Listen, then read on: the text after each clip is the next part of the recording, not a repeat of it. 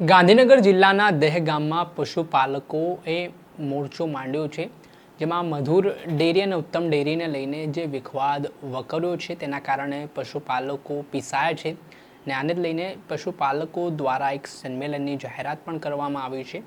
ત્યારે આમાં વિદ્યાર્થી નેતા યુવરાજસિંહ જાડેજા પણ મેદાને આવ્યા છે, જેમાં તેમણે મોટી સંખ્યામાં ખેડૂતો પશુપાલકોને ઉમટી જવા માટે અપીલ કરી છે ને આ સંમેલન થકી તેઓ શું મેસેજ આપવાના છે વિગતે વાત કરીએ।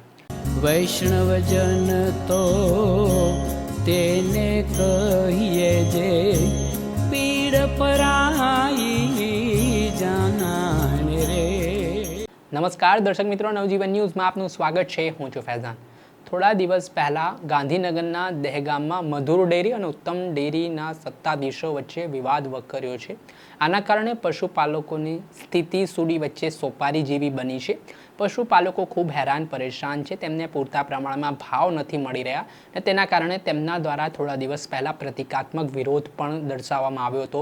દૂધ ઢોળીને તો ક્યારેક મફત દૂધ આપીને તેવી અલગ અલગ રીતે તેમણે વિરોધ પણ નોંધાવ્યો હતો। ત્યારે વિધાનસભા તરફ પશુપાલકો કૂચ કરી રહ્યા હતા, દરમિયાન પોલીસે તેમની અટકાયત કરી હતી। જોકે હવે પશુપાલકોની ધીરજ ખૂટી છે અને પશુપાલકો દ્વારા સંમેલનની જાહેરાત કરવામાં આવી છે। આને લઈને વિદ્યાર્થી નેતા યુવરાજસિંહ જાડેજા પણ મેદાને આવ્યા છે। પશુપાલકોના સંમેલનને તેમણે ટેકો આપતા શું અપીલ કરી છે લોકોને તે સાંભળો। નમસ્કાર, જય હિન્દ, જય ભારત, જય દ્વારકાધીશ। હું યુવરાજસિંહ જાડેજા દહેગામના ખમીરવંતા ખેડૂતો અને પાણીદાર પશુપાલકો દ્વારા આજે સાંજે 8:30 કલાકે દહેગામના કરજોદરા ખાતે એક જનસંમેલનનું આયોજન કરવામાં આવ્યું છે અને દહેગામના ખેડૂતો અને પશુપાલકોની એક જ માંગણી છે કે વાદ નહીં, વિવાદ નહીં અને મધુર સિવાય વાત નહીં। આ માંગણી સાથે દહેગામના જે ખેડૂતો અને પશુપાલકો જે છે અને એની જે સંકલન સમિતિ છે એ સંકલન સમિતિ દ્વારા આજે એક સંમેલનનું આયોજન કરવામાં આવ્યું છે અને એ સંમેલનની અંદર દહેગામના ખેડૂતો અને દહેગામના પશુપાલકોના જે હિતમાં હોય, જે ખરેખર કહી શકાય કે જે રાજકીય આગેવાનો છે, જે સામાજિક આગેવાનો છે, જે ધાર્મિક આગેવાનો છે, એ તમામ લોકો એમાં ઉપસ્થિત રહી શકે છે। આ આંદોલન નિષ્પક્ષ છે, આ આંદોલન નિસ્વાર્થ છે। આ આંદોલન જે છે એમાં તમામ લોકો એ પોતાની હાજરી અચૂક નોંધાવે એ આ માધ્યમથી એક આહવાન કરવા માટે તમારી સમક્ષ ઉપસ્થિત થયો છું।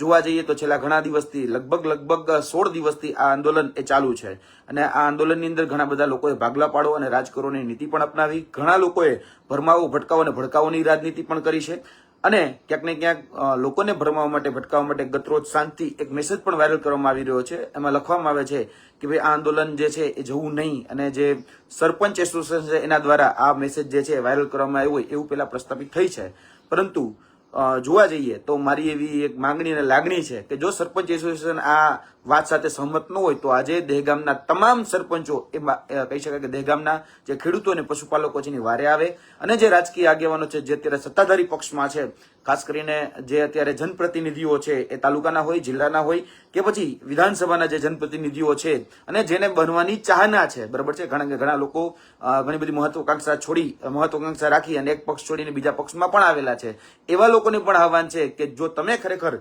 દહેગામના ખેડૂતો અને પશુપાલકોના હિતમાં હોવ તો આજે સાંજે 8:30 કલાકે કરજોદરા મુકામે, દહેગામના કરજોદરા મુકામે ઉપસ્થિત રહેજો અને તમે ખરેખર જો દહેગામના પશુપાલકો અને ખેડૂતોની સાથે હોવ તો એની સાથ સહકાર અને સહયોગ આપજો। જે લોકોએ અત્યાર સુધી ક્યાંક ને ક્યાંક જે ખેડૂતો સાથે દ્રોહ કર્યો છે, ખેડૂતોના સાથે જેને વિશ્વાસઘાત કર્યો છે, એ લોકો પણ ઉપસ્થિત રહી શકે છે। કેમ કે ભૂતકાળમાં ઘણી બધી જગ્યાએ મેં જોયું છે, એવા વિડીયો અમારી પાસે પણ છે કે કોમ્પ્લેક્સમાં નીચે કહી શકાય કે જે લોકો છે સંકલન સમિતિને સંબોધવામાં આવતો હોય અને કહેવામાં આવતું હોય કે તમે તો નહીં ભાગી જાવ ને, અમે તો સાથે છેલ્લે સુધી ઉભા રહીશું ને, એ જ લોકો ભાગી ગયા હોય એવું પણ બનેલું છે। ઘણા બધા રાજકીય આગેવાનો પણ ત્યાં ઉપસ્થિત હતા, જ્યાં મોટી ફાંકા ફોજદારી કરતા હતા, એ લોકો પણ જોવા જઈએ તો આજે ક્યાંક ને ક્યાંક જે ખેડૂતો જે છે, પશુપાલકો જે છે એને ભરમાવી રહ્યા છે, ભટકાવી રહ્યા છે। તો એમને પણ કહેવાનું કે તમે જો દહેગામના ખેડૂતો અને પશુપાલકોના હિતમાં હોય તો તમે પણ ઉપસ્થિત રહેજો। આ આંદોલન ફરીથી કહીએ છીએ કે દહેગામ પશુપાલક જે સમિતિ છે એ સમિતિ કરી રહી છે,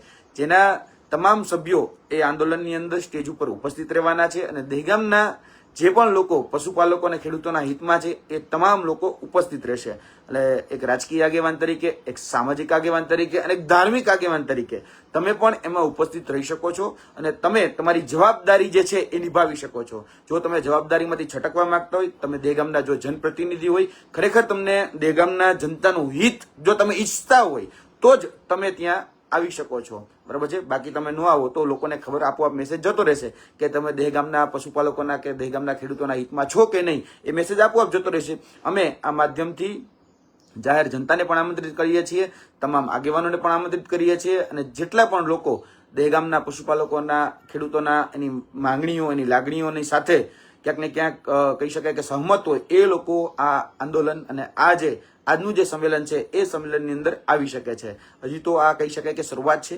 હજી તો પહેલું સંમેલન જે છે કડજોદરા ખાતે મળવા જઈ રહ્યું છે. આવનાર દિવસોની અંદર આ લડાત ખૂબ લાંબી ચાલવાની છે. એટલે આ જે આંદોલન છે એ વધારે મજબૂત બને, અને કહી શકાય કે દહેગામના જે પશુપાલકો છે જેનો એક જ ધ્યેય અને એક જ લાગણી એક જ માંગણી છે કે વાદ નહીં, વિવાદ નહીં અને મધુર સિવાય વાત નહીં. દહેગામના પશુપાલકો પોતાનું જે દૂધ જે છે એ દૂધ મધુરમાં જ મોકલવા માંગે છે. અને ખાસ કરીને આપણે પણ જાણીએ છીએ કે દહેગામ એ ગાંધીનગરનો અવિભાજ્ય અંગ છે. તો ગાંધીનગરનો જ્યારે અવિભાજ્ય અંગ હોય ત્યારે એ જિલ્લા સંઘે જ એનું દૂધ લેવું જોઈએ. એવા તમામ પ્રકારના ઠરાવોથી લઈ તમામ પ્રકારના પરિપત્રોથી લઈ તમામ જેટલી પણ ગુજરાતની અંદર અલગ અલગ, અને ગુજરાત શું ભારતની અંદર જેટલી દૂધ મંડળીઓ ચાલે છે બધી જ જગ્યાએ આ પ્રસ્થાપિત છે કે ભાઈ પોતાના જિલ્લાની અંદર દૂધ નાખવું.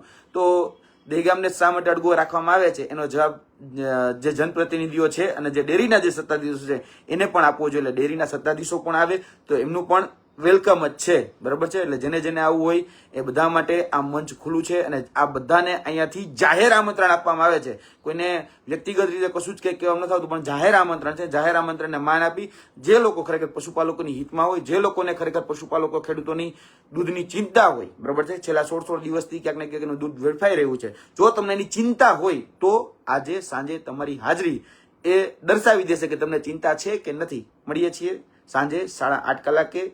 જય હિન્દ, જય ભારત, જય દ્વારકાધીશ.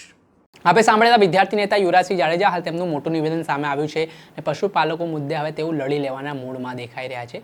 ત્યારે આગામી સમયમાં જોવાનું રહ્યું કે હવે આ પશુપાલકોની લડાઈ કેટલી નિર્ણાયક સાબિત થાય છે. દર્શક મિત્રો, આવા જ નવા વિડીયો સાથે આપને માહિતગાર કરતા રહીશું, એટલે નવજીવન ન્યૂઝ જોતા રહો.